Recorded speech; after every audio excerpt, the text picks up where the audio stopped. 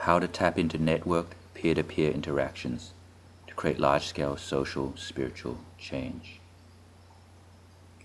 There are two basic types of systems. One is the hierarchical system, and one is the networked, meshed system. In the network system, the key thing is the peer-to-peer interaction, how people communicate with each other. These communications and interactions form a whole field. One simple example is that of the handshake. The handshake is a peer-to-peer interaction.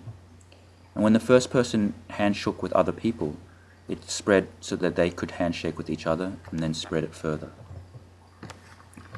In the internet world, we have email. Email is a peer-to-peer interaction. And when the first emails were sent out to other people, they could send it out to other people, and they could also send it to each other. So this creates a whole field of emails.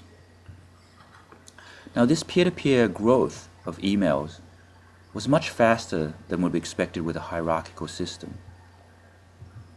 And this growth pattern has actually appeared in many other forms, in the growth of social networking sites and other things.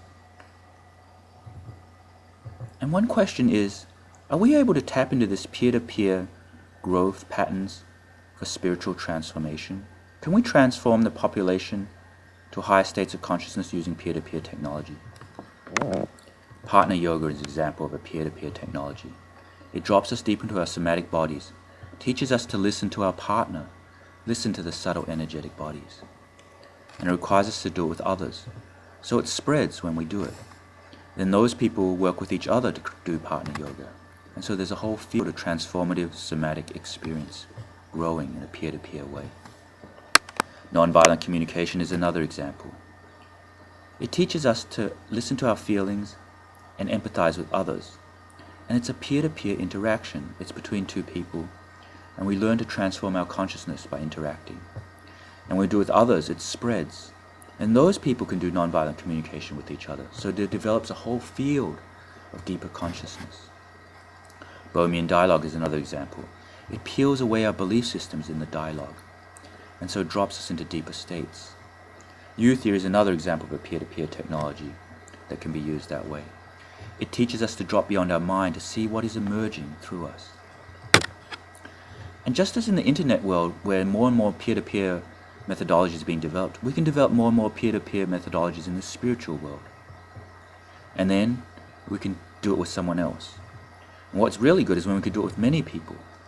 Because if you do it with enough people, then those people can interact with each other. So much so that you can actually leave, and they'll create a self-sustaining field of these peer-to-peer spiritual interactions. It's also good to teach others to teach this peer-to-peer thing, so they can spread it to other people. One thing to keep in mind is that in the real world, people form collectives and clusters. And so seeding one cluster also means you have to then go to other clusters and seed those. And over time, they'll unfold a developing network, a field of larger social collective transformation.